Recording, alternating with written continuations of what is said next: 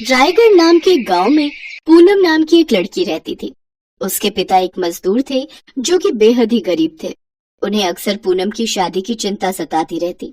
लेकिन कहते हैं ना कि जन्म, मृत्यु और शादी ये सब तो ऊपर से लिखा हुआ आया होता है। एक रोज उस गांव में सरकारी काम से एक सरकारी अफसर आया। उसने जब खूबसूरत पूनम को देखा तो उस पर मोहित हो बैठा और अपने मन में सोचने लगा। लोग सच ही कहते हैं, असली खूबसूरती तो गांव में ही होती है। अनुभव ने उसके मजदूर पिता से उसका हाथ मांगा और पूनम के पिता ने शादी के लिए झट से हाँ कर दी। आखिर वो कौन सा पिता है जो अपनी बेटी की सरकारी अफसर से शादी नहीं करना चाहेगा। फिर दोनों की शादी हो गई और अनुभव उसे लेकर शहर अपने घर आ गया। पहले तो उसके घर वालों ने उनका विरोध किया, लेकिन फिर बेटे की मर्जी के आगे उन्हें झुकना पड़ा। सही है, गरीब देवरानी आई है, अब इससे घर का सारा काम करवाया जा सकता है। गरीब घर की लड़की पूनम शादी कर अमीर ससुराल आ तो गई, लेकिन उसमें और उसकी अमीर जेठानी में काफी अंतर किया जाता था। दरअसल बड़ी बहू अंकिता की शादी में सरला देवी को खूब दान दहेज मिला था, लेकिन पूनम एक जोड़ी में ही ससुराल आई थी, जिस वजह से सरला अक्सर उसे ताने देती थी। ऐसे ही एक रोज त्योहार के वक्त अंकिता के घर से खूब सामान आया, जबकि पूनम के घर से कुछ नहीं आया। न जाने किन कंगलों के घर ब्याह कराया मेरा बेटा, तीज त्योहार पर भी कुछ नहीं भेजता इसका बाप। माँ जी, बाबूजी की तबीयत इन दिनों कुछ ठीक नहीं है, इसलिए वो इतनी दूर नहीं आ पाए। तेरे और तेरे बाप के सब बहाने जानती हूँ मैं। चल जा, अब जल्दी से खाना बनाकर तैयार कर, फिर बर्तन धोकर मेरे पांव दबा देना। जी माँ जी। काम चाहे छोटा हो या बड़ा, हर काम बेचारी पूनम को ही करना पड़ता था, जबकि अंकिता किसी काम को हाथ नहीं लगाती। फिर एक रोज पूनम अपनी जेठानी से, दीदी मुझे अपने पिताजी को एक फोन करना है, क्या मैं आपके फोन का इस्तेमाल कर सकती हूँ? दरअसल मेरे फोन में कुछ प्रॉब्लम आ रही है, वो आजकल उनकी तबीयत कुछ ठीक नहीं है। बस इसीलिए तो मुझे इन गरीबों से नफरत है। यहाँ आई नहीं कि आते ही मांगना शुरू कर दिया। कोई जरूरत नहीं है उस भिखारी से बात करने की, जा अब काम कर।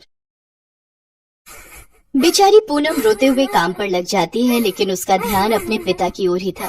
फिर एक रोज उसके गांव से फोन आता है कि उसके पिता की मौत हो गई। बेचारी पूनम बचपन से माँ के बिना रही, तब से उसके पिता ने ही उसका पालन पोषण किया।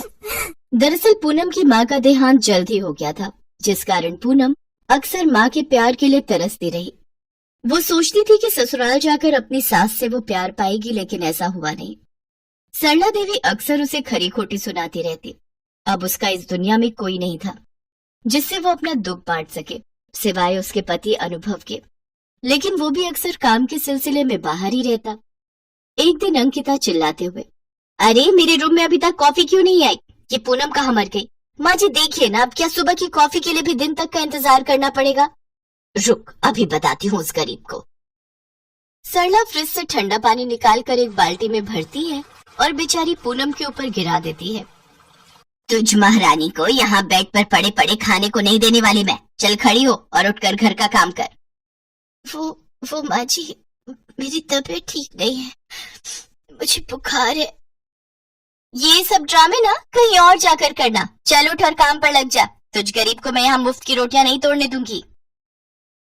लेकिन तभी वहाँ अनुभव आ जाता है और वो अपनी पत्नी के प्रति अपनी माँ और भाभी का ऐसा बर्ताव देख गुस्से में आ जाता है। माँ, उस बेचारे की तबीयत कितनी खराब है, देखो तो वो कैसे कांप रही है, और तुम उसके साथ ऐसे बर्ताव कर रही हो। वो तो अच्छा हुआ मैं अपना फोन घर पर भूल गया और मुझे सारी सच्चाई पता चल गई, नहीं तो मैं कभी जान ही नहीं पाता कि तुम इसके साथ कैसा बर्ताव करती हो। अब मैं अपनी पत्नी के साथ इस घर में नहीं रहूंगा।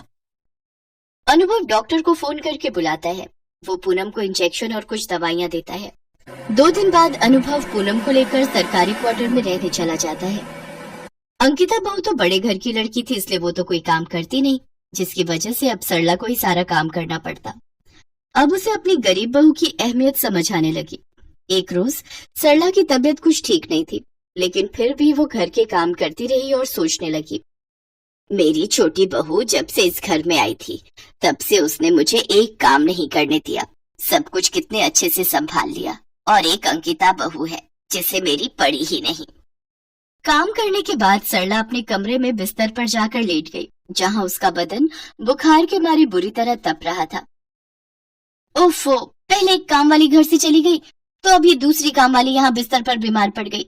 बहुत जोरों की भूख लगी है, एक काम करती हूँ, आज बाहर से ही अपने लिए पिज्जा ऑर्डर कर लेती हूँ।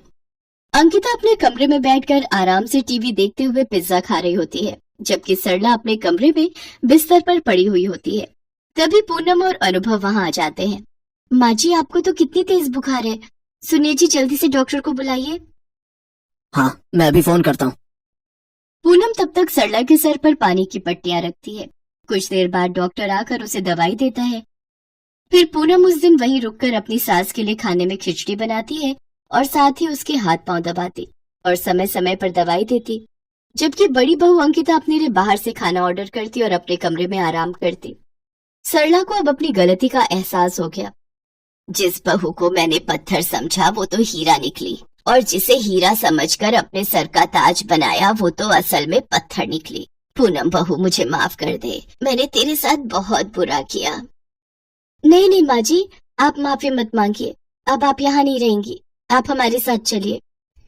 पूनम और अनुभव सरला को अपने साथ अपने घर ले जाते हैं, जहाँ पूनम उसकी खूब सेवा करती है। कुछ दिनों में अनुभव का प्रमोशन हो जाता है और उसे रहने के लिए एक बहुत बड़ा सरकारी बंगला मिलता है, जिसमें खूब नौकर चाकर होते हैं। अब गरीब बहू पूनम आराम से अपने पति के और सास के साथ खुशी खुशी रहने लगी, जबकि बड़ी बहू अंकिता के पति की नौकरी चली गई और उसके पिता का बिजनेस भी डूब गया, जिसके चलते अब उसे गरीबी में रहकर गुजारा करना पड़ा। साथ ही अब घर के सारे कामकाज उसी को करने पड़ रहे थे।